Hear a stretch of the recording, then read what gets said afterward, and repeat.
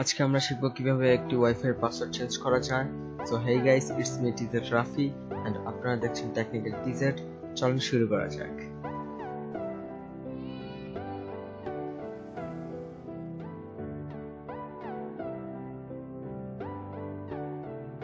So ফার্স্টে আমরা একটা ব্রাউজারে যাব।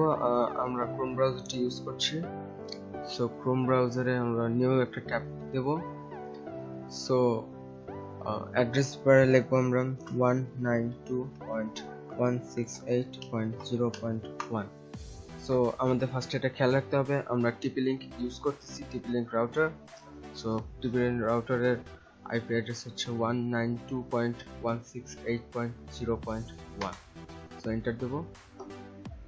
সো টিপি লিংকের ডিফল্ট ইউজার নেম হচ্ছে অ্যাডমিন, আমরা লিখি অ্যাডমিন অ্যান্ড ডিফল্ট পাসওয়ার্ড হচ্ছে অ্যাডমিন, ADMIN।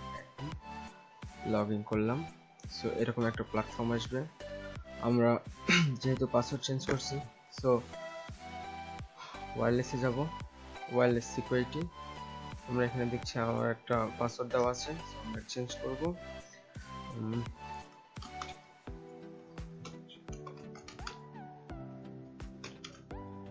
সো এই পাসওয়ার্ডটা আমরা সিলেক্ট করলাম, আমরা একটু নিচে আসলাম, সেভ করব। কিছুক্ষণ ওয়েট করতে হবে পাসওয়ার্ডটি চেঞ্জ হতে।